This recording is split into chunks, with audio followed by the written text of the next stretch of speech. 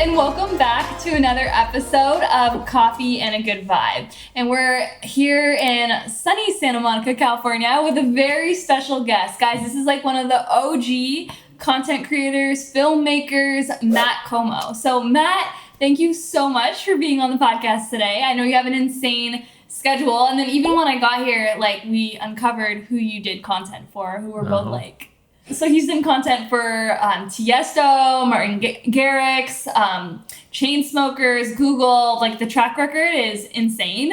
But I'm so grateful to just be here and get to know your story and like get to know what it takes basically for someone listening to hear the whole journey, because you're also very young, right? Do you mind saying your age?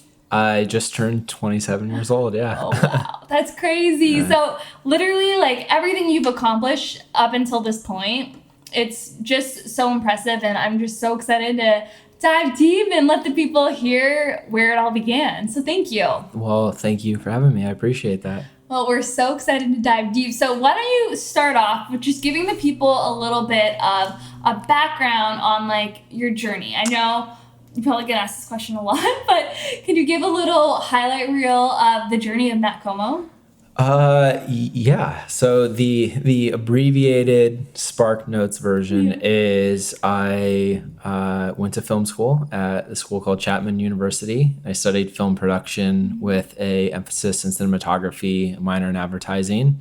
From there, I went on and worked for GoPro for 3 years. So from 2015 to that was 2018 or 19, somewhere around there. Left GoPro, had my hand in the music business, hence why all the music acts in that roster, that is where that roster comes from. And then post kind of the music scene, did a lot of commercial brand work, have my own social following, and that is like the long story in the most condensed form factor. Like I barely gave you the table of contents with that. But it is like insane. Did you always, like, growing up, like, I know you went to school for cinematography, but did you always have this passion for filmmaking from a very young age? I wouldn't say filmmaking specifically. I guess the best way I would describe it is I always knew I was like visually oriented. And I just always had an eye for aesthetics. And the earliest memory I had of that was probably when I was in around 3rd or 4th grade. And, you know, you would do like a run-of-the-mill art project that you would at that age. And I remember the other students, like I would see the work that they were submitting or for their homework. And I just remember thinking, like, why did they choose that text and why that color combination doesn't make sense? That was kind of like the very first like inclination that I am just visually, that's just what I'm drawn to. Yeah. And then the filmmaking thing really caught on when I was probably 14 or 15. That's kind of when I really like dove into it and started making videos and skateboarding edits. And my kind of just life has been that this whole time. That's so insane. 3rd or 4th grade, that's so young. To realize kind of what I was drawn to. You know, it'd be like if a musician, when they started to play piano for the first time, you know, they had a knack for it. I guess that's what I'm trying to communicate. And it just kept growing because you kept nurturing and leaning into it. Totally, yeah. Were your parents really supportive throughout this? Of course, yeah. They definitely were very supportive of anything I was interested in. Did they fully understand like the path that I was going down? I wouldn't say that would be 100% the case throughout the whole journey, but they definitely were very supportive of me and everything I was doing. That's awesome, because I feel like, especially in the creative industry, I feel like now there's a lot of people like yourself that young creators are probably looking up to and are like, I want to just be Matt Komo. Like, I want to do that. But I feel like at that time, like, I know you're 27, but when we were growing up, I feel like was there anyone you were looking up to who was like kind of like paving the path of like what you aspire to do? Or were you just like, this is what I love and I'm going to figure out a way to just continue doing it? It was a bit, and I sound so old saying this now, geez. No, you give your age. I know. But like when I was growing up and younger, YouTube wasn't like really a thing yet. Instagram certainly wasn't a thing. So The career path that I'm currently on, just it wasn't even really a career path. It didn't really quite exist yet. So to answer your question a bit more directly, not really. I just knew that I liked making videos, which now have turned to film and music videos and more narrative type of work. So I chased that. There wasn't really too many people specifically that I even had the opportunity to look up to. Whereas, if I was 14 years old right now in 2020, there's a huge so many list of people that you could, draw inspiration from. So totally. So after you went to school, was GoPro the first job you would say? Like it wasn't actually. So I worked almost full time in college, which a lot of people don't know. I worked for a racing company called John Force Racing, and I did pretty much what I did at GoPro, a lot of their social media marketing, directed a lot of their campaigns, traveled with them. But that, I almost worked like 40 hours a week in college. Like that was like a full-time job while I was going to film school and doing everything else I was doing. But that, I would say that was like the first real job with like, I would say real responsibility. Mm-hmm. Before that, I definitely, did freelance work for hire, insert this video that you can do at 18 years old type of work. And then how did GoPro emerge from there? Like after school, correct? Like after you finished college, was that the goal? Was that like one on your vision board? Like 100%. Work with? It's GoPro was one of those companies that I just always knew I wanted to work for. Always had one on me at all times, and it really was a dream job for me at that point in my life. And the story with that, and like a very rudimentary and quick way to explain it, is I applied a couple different times and I got denied twice from them, actually. First for an internship, and the second a position on their ski and snowboard division. And then my resume landed on the director of social at the time, and she just believed in me, and we had an interview, and she hired me like a week or two later. That's insane. What was like emotion when you got that acceptance, like that job? It felt amazing, but very similar to like the stuff that you're doing with your podcast, and pretty much like really any entrepreneur. You have a vision for what you want to see manifest itself into the world. So what I'm trying to say and trying to walk a line with the response is that, like, on one hand, you're incredibly grateful, obviously, for every single opportunity that comes your way, as you should be with anything in life. But on the other hand, there's years and years of work that lead up to that moment, those moments, right? So it's one of those like bittersweet feelings when you accomplish or check off a dream where you say, I'm grateful for this happening. But then on the other end of your psyche, you're like, I've also worked for this for a really long time. And it's been in my vision and been in, my scope of aim for so long that when you do accomplish those things, you're like, you do feel like in some sense that you have deserved that if you've worked that hard for that long. Yeah, 100%. I'm like so aligned to manifesting and being really like, I think in action, but intentional action and direction is everything. And I think that like your mind has to arrive at the destination before you do, obviously with hard work, but your mindset has to be there. Like you can attain it because then you will, like, it's just going to be aligned and you're putting in all the work. So that makes total sense to me, like that you had that whole mindset, because then when you achieved it, you earned it and it just led to the next thing. Hence like the other projects that you've done. So was GoPro, how long did that experience last? Like how long were you at GoPro for? When did you decide to part ways and work on the next kind of scope of projects? There's a couple of parts of that question. There's 3 years there. It's 21 to like 24 or 5, somewhere around that age. And I got to experience so much, and it's one of the most fun, challenging, and exciting seasons of my life thus far. And I will never look back at that period and not smile from it.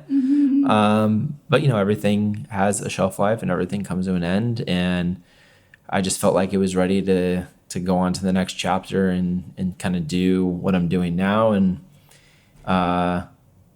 yeah, and it's been And working. it definitely served in a way to like Totally. spark the new things. Totally. What was next? Was it the music or was that during it? The music stuff and the GoPro thing somewhat overlapped. Kind of on my way out of GoPro, I started to do a lot of like the music video work and the music touring. So it was a very natural transition for me.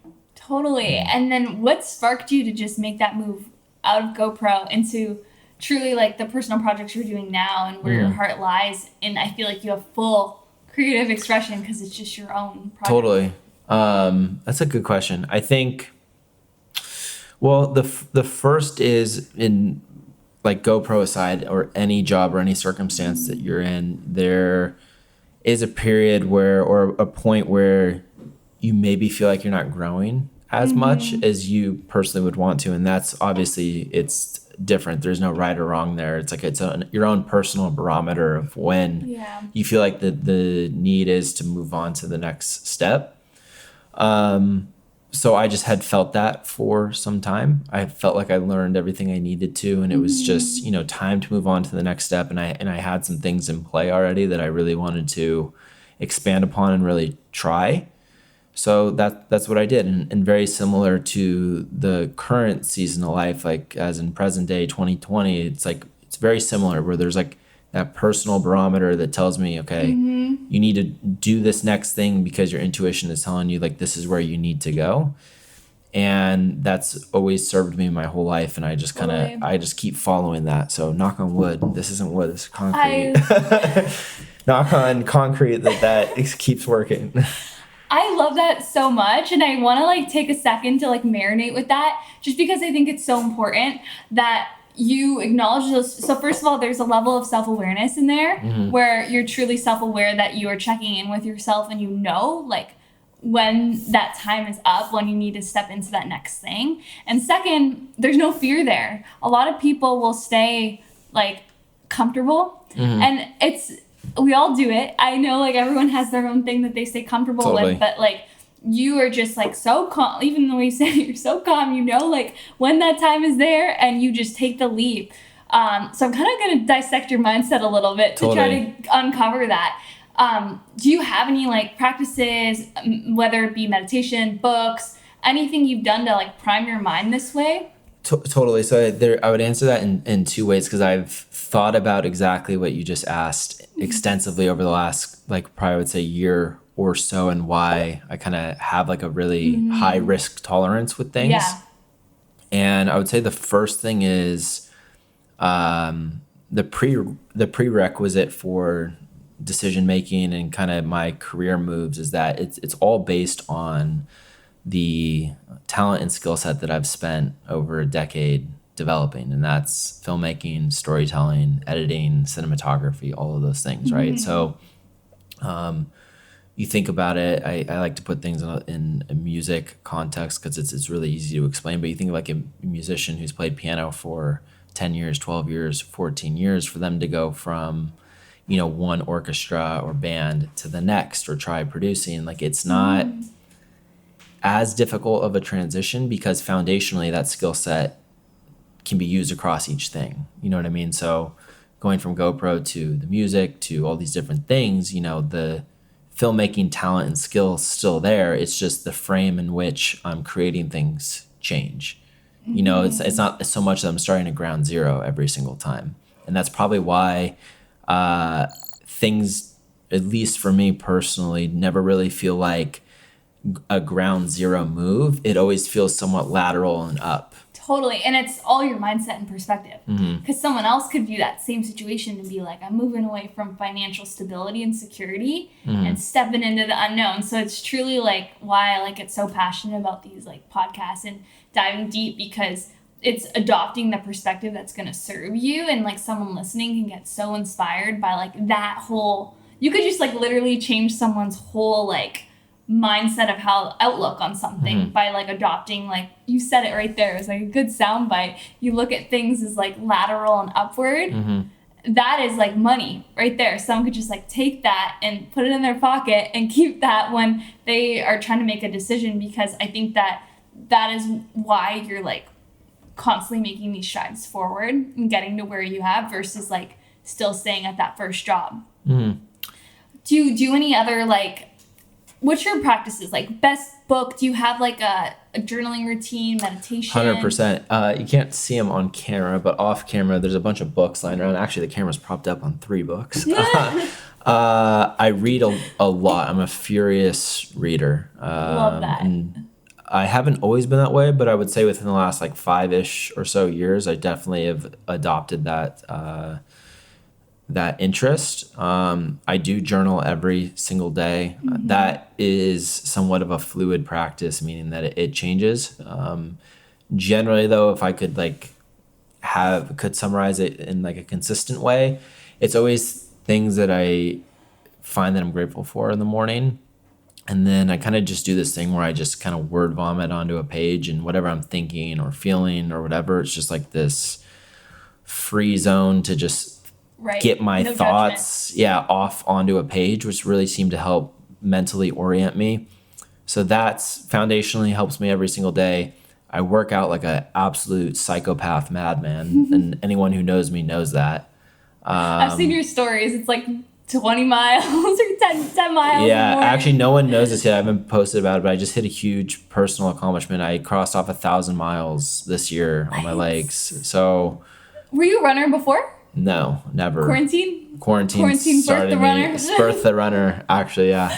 But working out and physical fitness is, it's a pillar of my mental clarity, stability. I get so many ideas when I'm working out. Everything comes from flows. either within the workout or an hour after. All the ideas, I have the notes, on my iPhone that I just write everything into. But I would say a combination between reading, journaling, and working out. And it's like really cliche to say those 3 things because everybody says those 3 things, but those are definitely the 3 that have worked for me. So I continue to do that. No, I love that. I think that it's like finding what works for you too, and then keeping that a constant in your life, I think is what really like can serve in such an elaborate way. And even with COVID, like you're in Santa Monica, but prior to this, did you always have those routines when you were traveling and on the road? Did you always just like adopt those practices? Because you can always hit your workout, you can bring the journal, you can bring the books. Those have never changed. I always do that. I'll work out wherever I can find somewhere to work out. If you ever talk to Rory, has some funny stories about me working out. I'll work out on a tree stump or a bike rack or anything. Like it doesn't matter. Like I don't miss workouts. Like that's a non-negotiable. I always have my journals with me, and I'm always generally bring something to read with me. I love that. I have to ask, like, top 5 books of all time. And what are you reading right now? All time, or what am I reading right now? Because they're two different. Let's do both. What I'm reading right now is this book called Archaeology of the Mind, and it's by this guy named Jaak Panksepp, and it's his life work about the origin of human emotion from like a very neuroscientific perspective. So that would be the current read. It's 600 pages. I'm only about 140, 160 into it right now. It takes me like 20 minutes a page to read because it's quite literally written like a textbook. Do you write up notes all over your books? Oh yeah. I mark up all my books. Somewhere here. Underlined it, and then I'm in this, there's an app called Notion that I make notes for everything. But that's what I'm reading right now. Best books of all time, I would recommend 12 Rules for Life by Jordan Peterson. Fantastic book. Have read that cover to cover over 3 times. So I'm on my 4th time. I'm reading it with my mom right now, and we're doing a chapter a week. So every Sunday, this is only our 4th week of all the 12 rules, but every Sunday we FaceTime and we talk about the rules. That's so nice.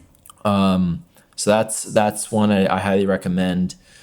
If I could think of 2 others off the cuff, Essentialism is really great. That's about eliminating everything in your life that quite literally just doesn't serve you anymore. And then I would say also kind of a cliche one, but The 4 Agreements. Really simple, short, to the point. Anyone who's like trying to dive into this list, they can start with that one then. And they get the momentum too from like a short read. I love that. So huge personal development books. Yeah, those are the ones I would recommend. For example, like that neuroscience book, I wouldn't recommend that to anybody because you really have to be into that to want to take the time to read it. But those three that I just mentioned, I think are broad enough that if you're not a reader, I think you'd be interested, or it would keep you engaged in it for a longer period of time. Totally. No, I love that. I think that's like, people are going to now go back, write those books down. Write those I think Matt Komo needs to start a book club. I've thought about it, actually. Expand it. Yeah. Maybe you'll do it. Maybe that's the next. Maybe, I know, another project add on. But I know, add it to the list. That's also another running joke in my friend circle. That's to say that all the time, just like add it to the list. I feel like you have like a lot of things always going on, but like how do you manage the schedule of doing it all? You know what blows my mind too? Like before COVID, we were probably a lot more places like physically, and now we're really like in what, like working out. Yes, we leave the house, but like we're home, and I still feel like there's not enough hours in the day. Totally. I probably learned that principle from my dad, and he kind of gives like a juggling analogy, and he says you can only really juggle 3 balls at a time. He's like there's more to the side of you. There may be 10, 11, 12 different balls, but you can only hold 3. So he's like every single day you need to pick the most important 3 and focus on those. So the reason why that helps with balancing so many big projects all at one time is I don't think about them all at the same time. They're very much segregated and blocked out, like cognitively. So for example, like I might spend a whole morning working on one thing, and then I say, okay, after 2:00 and doing this podcast, and the rest of the night I will go focus on this other part of my life or business or project. And that's kind of just all in or not. It very rarely do I really bounce between like an email for this and an email for that. It's like it's blocked, and that's not necessarily the right or wrong way to do it. It's just that's what works for me. And especially with creative work, it's very, it's abstract thinking, and you can't think abstractly about 2 different things at the same time. Like you very much have to be like pinpoint focused on one problem. No, it's so true. And I feel like there's, have you read the book, The One Thing? Very similar to essentialism. He talks about the fact that there's like multitasking's a lie. It is. Like you can never multitask, and it makes so much sense with like what you just said. And I know like your niche is like in the, like you're creating, you're editing, you're creating content, but even for someone else who's like listening to this and in a completely different like industry, I think you get way more done though if like say they had to do like I don't know, like anything for their business, they have to adopt those same principles, and it would serve in such a catalyst, I think, as well. You seem like you studied, like you have a really good look on how your mind works and like what works for you, but honestly, like these things work for anyone who's listening. Did you ever have a mentor throughout all of this? No? Never, no. I mean, I have people I go to and I talk to and rely on. My dad's one of them. I'm a really good relationship with him. But as far as like an external mentor, I haven't labeled anybody as like you're my mentor. Yeah. I have friends, colleagues, and business partners. Everything we go through in life, I think we grow through it, and it serves us as a way. Like sometimes we'll have like GoPro, like it taught you lessons, and that's almost like could be like a mentor in a certain way, like at that time. So I think that there's always just different things that we go through in life, and it teaches us things, and we keep shaping and evolving. And especially like you are always on, like after you've had like that time with something, you're on to that next thing. That's that next level for Matt. So that's an amazing thing. So with the what your dad said, like 3 balls you're juggling, does that mean you have 3 projects at any given time? Well, I mean, it can be the balls don't necessarily have to be projects. Like it could just be like I might be taking fitness more seriously this month, or I might be focusing more on back-end business operational things this month. this month specifically, I'm finishing up my short film, so that's like probably takes up 3 of the 3. Yeah, I to want be to hear. I was honest. gonna ask that. So, what are the focuses right now? The film. The film is the main one. Can Yeah. you share about it? Like about. Totally. It's I've talked about it a little bit before. It's about my grandfather who has Alzheimer's. I've been working on that for a year and a half. Wow. It's 20 plus minutes, like full short film narrative hybrid between a narrative and a doc, and it's kind of experimental. But I'm very, very, very proud of that piece of work. It's by far the best thing I've ever created in my whole life. That is. I have like chills when you said that. A year and a half in the making. When is it gonna come out next year? 2021. Hopefully end of January. That's the aim that I'm shooting towards. And then, are you gonna post that like on YouTube? Totally. So the tentative rollout plan is it's already being submitted to a bunch of different film festivals. So we'll kind of run through that circuit. But I want to do a premiere of some sort in LA. Granted, with COVID, we'll kind of see how that plays itself out and what I can actually tangibly do. And then it'll be online for people to see, and hopefully a lot of people see it. It's gonna happen. I feel like everything you've created, it goes exactly according to plan. I think it's gonna happen. It's I hope gonna so. be incredible. And you're So much gonna be faith. on that next podcast being like, but I knew it was gonna happen. You did work for it. What's weird about that, I don't think I've, like with this one specifically, I don't think I've ever pushed myself so hard artistically, emotionally, creatively, like everything you could ever imagine. Like Totally. it's made everything I've done in my career so far seem easy to me. Wow. Like that's how much this thing has really just pulled like energy out of me. So that's why I kind of alluded to that it is, I'm really, really proud of it. And more so than just the product that I'm coming away with, I am just I wouldn't say the first time, but like I'm the proudest of myself I've been probably ever, just to do this and voluntarily take this on and come out the other side. So that's incredible. Well, congratulations. That's Thank you. huge. Especially emotionally, I can only imagine because it's a personal story. It's not like you're creating it for a brand or something else. right. That is one of the key variables of what's made it so challenging. Wow. I'm so excited for you. Thank you. 2021, that is incredible. Do you want to, once this this film comes out, is that next level for Matt Komo to just produce more of these like personal films? Is that on the vision board for the next for the rest of 2021? We have some other things in the works that have been in the works for over a year as well. I can't say specifically what it is, but the next year is going to be really interesting. And I will be charging down a lane that nobody really expects from me. But like we've talked about, like I've planned this for a long time. So Yeah. Next year is a very much so a defining year for me. Has this 2021 year been planned from way before? Like how far in advance did you plan? Like when you were 20, did you make like a 10-year plan? I would say 2021 has been planned or started to be planned since middle of 2019, maybe started 2019. And then what I'm kind of working on now will kind of be past 2021, so 2022. So I'm always, at least it hasn't always been like that for my career, but this particular phase and season that I'm going into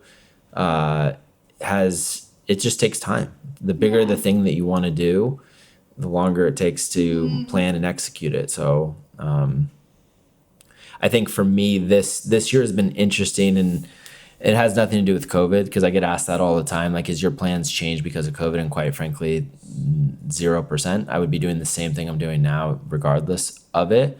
But I'm just really eager and excited to have all these things that I've been working on just be out there into the world. Because I'm at that point now where it's been over a year for some of these things. and I know how special they are, and I just want people to see it and you must know. be like so excited within for like that release of even the film, and to see what fulfills you so much about like your work. Like, what makes you just fall in love with this process of like what you do every single day? Well, I don't love it every single day, to be completely honest. When I put up the timeline every day, I'm like, wow, this is a lot to do today. But like, I think it's interesting because how do you choose what you're interested in? Have you ever thought about that? Or like, where does even creativity come from? Like, how are you like we talked about fitness for a long time before we even started recording. Like why are you into fitness? Why am I into fitness? Like, I don't really know where my interests come from. I just know I like to do these things, and I totally just do them. And I'm very fortunate that my work, like, I'm able to leave it with like a tangible, like, artistic product that other people can enjoy. And it's a luxury because not everybody's passions, have that. So, it's really cool on a reoccurring basis to have an idea in your head and then be able to have, for me now, the skill and the network and the know-how to actually execute those things. Because that is always the artist's problem, or not problem, but dilemma, is that when you're just starting out, you have all these great ideas. There's no doubt about that, but you don't have the talent, skill, know-how, network, money, like all these things to actually create what you want.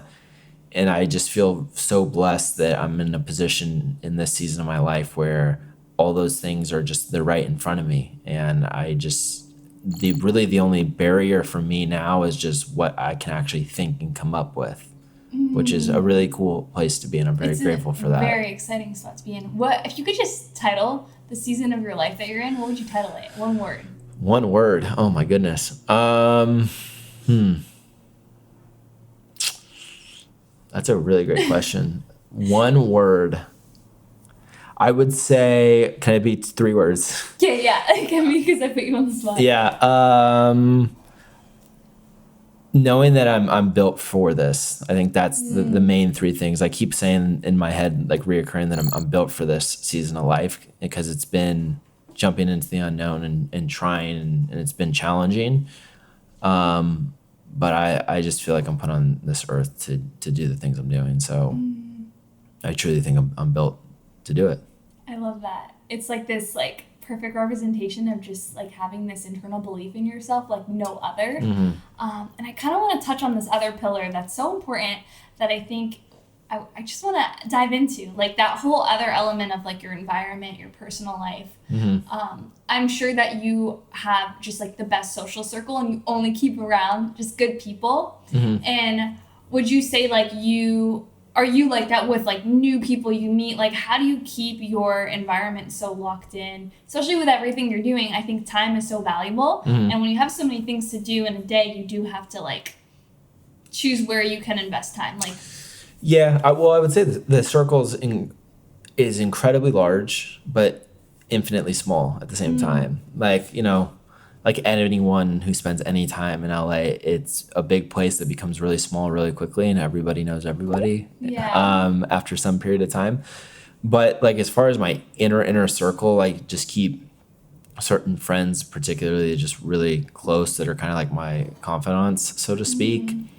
And when you just have the right people around you, and you can be around people you don't need a filter with, and you can just say what's on your mind, and they actually give you good, feedback, and they're not yes men all the time, and they'll tell you when you're not thinking clearly.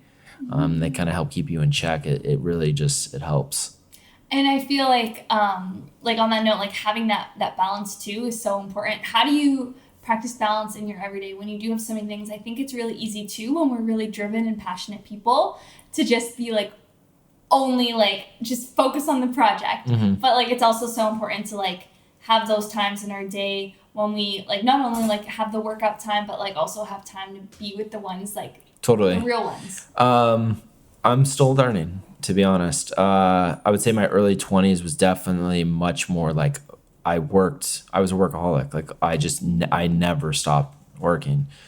as I'm getting into my later 20s, I'm learning that balance, and I don't stay up till 4 a.m. as nearly as much as I used to. And like, even for example, last night, it was like 8 o'clock and I could have easily sat down and just kept working on a Sunday.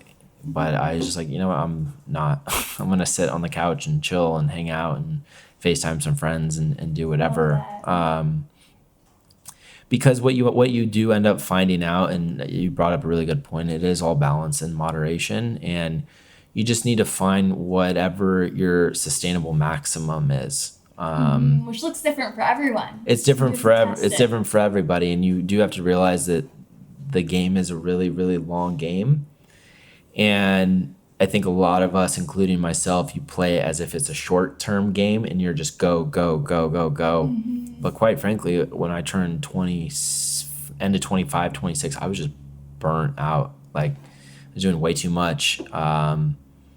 Hence why I kind of restructured a lot of my life. And now it's weird, like taking a step back and somewhat slowing down, relatively slowing down. I feel like I'm making infinite leaps in some way. Love that. Even though it might not look like it from the outside in, because I've posted probably 1/24 of the amount that I did last year. Like, when people are like not posting, that means they're I think most times, like, depending on the person, like, they're busy, like, working on things. Like, I think I have so much to say on that, but I don't want to, like, get on that. Yeah, but it's totally. so true. Like, you know, like, next year, 2021, when your film's out, like, you're probably posting all the time. Like, that premiere, like, there's going to be a lot of, like, content then, but it's honoring the season that you're in, too. And, like, your head's down, like, you're working, but you're still, it's such a level of self-awareness to realize that balance, and also, like, have that realization from your early 20s. Like, what would happen if I just took stopped working a little bit earlier tonight and, like, took a little bit of time for myself, and then you see, like, how much that, like, sparked so much in you for when you did have that time. And it's not a one size fits all. I think it's totally, like, what works for you. Like, you probably can work a lot more hours, like, full throttle than someone else who can maybe put in a certain amount of hours and then need to, like, have that recharge where they need just more to serve them for the next day. Right. And, like, I guess the thing is I wouldn't want anyone to, like, look at my particular life and be like, I need to do exactly what he's doing to get to here. Like, you're right. It's a complete balance. It's just what works for me. And when I was in my early 20s and later teens, like, that just all out full throttle hustle all the time, you know, more than paid itself off. Totally, yeah. But it's not sustainable. It's not, and I've, like, realized that and luckily nipped it in the bud early, and I'm a lot happier now.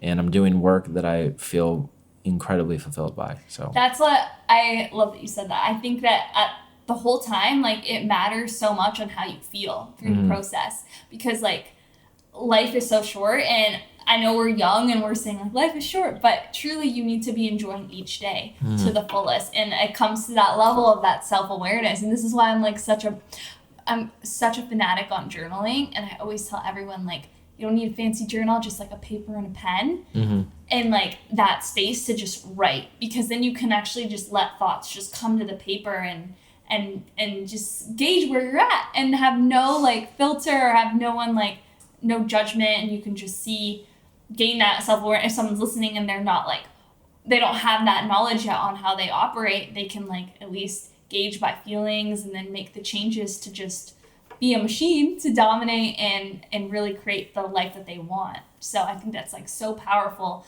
that you, like, have, like, you know that so well. I feel like you have yourself dialed down to the T. It's all a learning process. I think a lot. I'm very introspective, and I think it's the goal for everybody. Like, we just want to be happy and we want to be fulfilled. We want to do work that fulfills us. We want to have a solid relationship with our family, a solid relationship with our friends, and just holistically live a really, really good life. And I have just always been, I just critically think about, like, how can I actually do that, and what do I have to change, where are my own faults that I need to, you know, pick myself up and learn and be better, a better version of Matt. And just doing that constantly and just being aware about that, you know, it helps. And just proud of the person I guess I'm becoming in the process. Oh, I love that. Loaded question. Like, where do you see Matt in 10 years? Yeah, 37.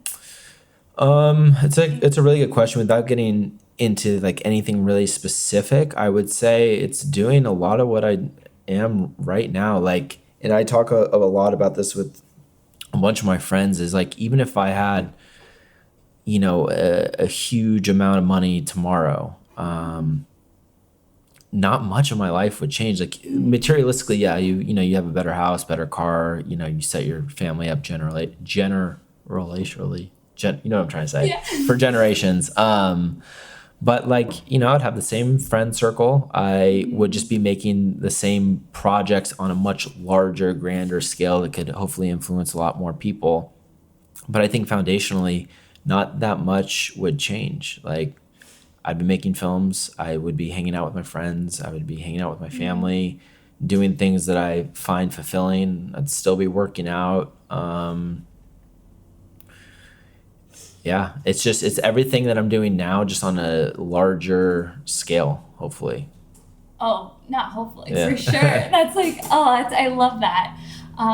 I truly just like want to thank you and honor you for like everything you shared, because there's so much in here and you're just very grounded. Like, do you meditate? I should ask this before. Do you meditate?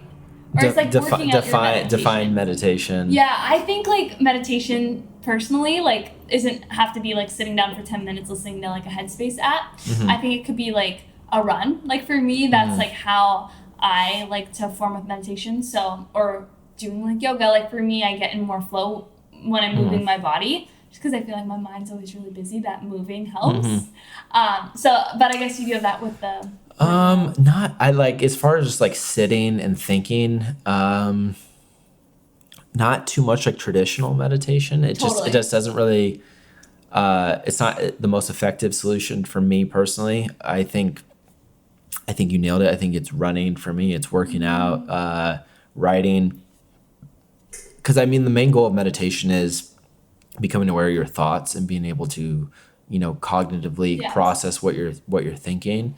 And I do that through journaling, through working out, and actually getting my thoughts onto a page so that I can see like analyze it in a sense and see if it's actually rational.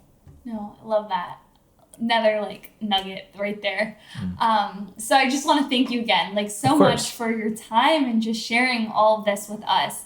And I always ask guests on the show to leave the listeners with a piece of advice you would give to someone who's like in this phase of their journey. I always like cater the piece of advice, but for you, I actually have like that perfect stage I'm going to frame for you. So it's for someone who's either like they want to start the business, or they want to leave their hometown and move to a big city, or they maybe want to leave that job and go pursue something.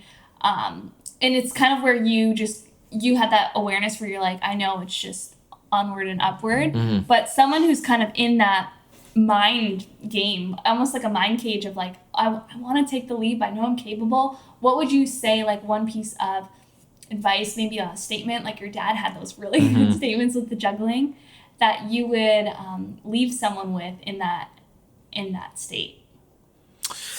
I'll answer that in 3 parts. Love it. The first part is that nobody has anything figured out, meaning that all these people that you look up to are just trying to figure it out as much as you are. The world changes way too fast for everybody to know everything. So that would be the first part. The second part is that you have to believe in yourself first before anyone else does. That's just a prerequisite, because you can't wait for someone to tell you when to go, so to speak. You have to give yourself permission first. So those are the first 2 things. And then the third piece of advice, which I mentor like a lot of, I call them just like younger versions of myself, so to speak. Just like kids who are kind of just earlier in the process, in the filmmaking process than I am. And the piece that advice I always give most of them, ironically, has nothing to do with film or the skill of that. But what I always say to them is that figure out what's broken in your head and your heart, and fix that first, because no amount of material success, film success, financial success really matters if you haven't solved that equation. If anything, it just brings it to the surface even more. So the sooner that you can, lay to bed all the things that kind of are tearing you up on the inside or hurting you on the inside, and you can make peace with that, the quicker you can go out into the world and actually do the real work that you're meant here to be doing.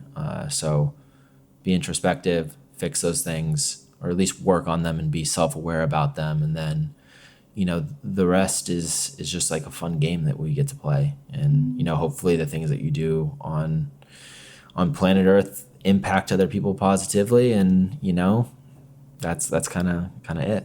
No, that's best piece of advice, and it's like so applicable to everyone listening. So I truly love that, and I feel like people listening too are probably like, "You mentor? Where can I connect?" Yeah.